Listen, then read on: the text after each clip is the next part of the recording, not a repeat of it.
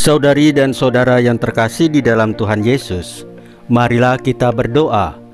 Doa yang diajarkan oleh Tuhan Yesus sendiri, dalam nama Bapa dan Putra dan Roh Kudus. Amin. Bapa kami yang ada di surga, dimuliakanlah namamu.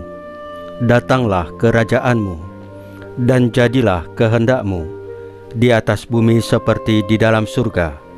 Berilah kami rejeki pada hari ini, dan ampunilah kesalahan kami, seperti kami pun mengampuni yang bersalah kepada kami.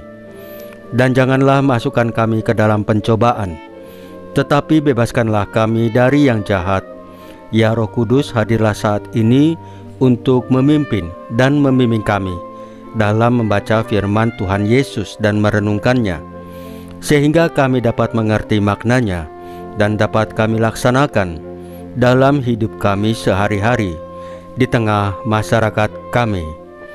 Pembacaan Injil Yohanes bab 10 ayat 27 sampai dengan ayat 30.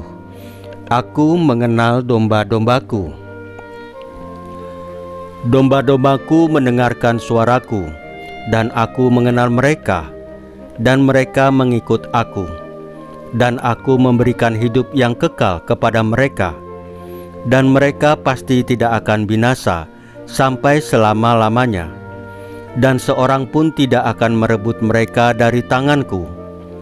Bapakku yang memberikan mereka kepadaku lebih besar daripada siapapun, dan seorang pun tidak dapat merebut mereka dari tangan Bapakku. Aku dan Bapa adalah satu. Demikianlah sabda Tuhan. Terpujilah Kristus.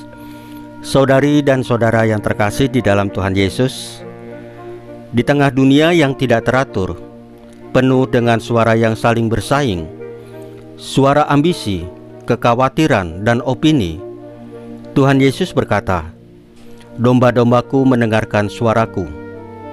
Pernyataan ini mengandung undangan dan penghiburan sekaligus. Domba tidak perlu memahami segala sesuatu, cukup mengenali dan mendengar suara gembalanya. Dalam relasi kita dengan Kristus, pengenalan tidak dimulai dari kita kepadanya, melainkan dari Dia kepada kita. Aku mengenal mereka. Dikenal oleh Tuhan Yesus artinya hidup kita tidak tersembunyi, tidak dilupakan. Dia tahu luka yang kita simpan, beban yang kita pikul, dan jalan yang kita tempuh. Karena itu, saat kita mengikuti Dia, itu bukan karena kita kuat atau lebih rohani, tetapi karena kita telah dikenal dan dipelihara oleh kasih-Nya yang tak tergoyahkan.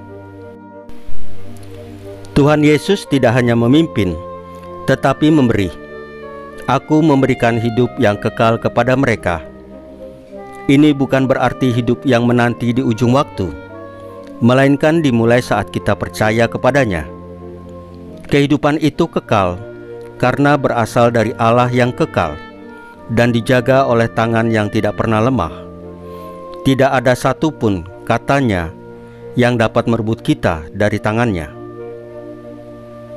Di saat kita merasa gentar atau goyah, janji ini menjadi jangkar iman kita, bahwa di dalam Tuhan Yesus, kita tidak hanya dipanggil, tetapi juga dijamin.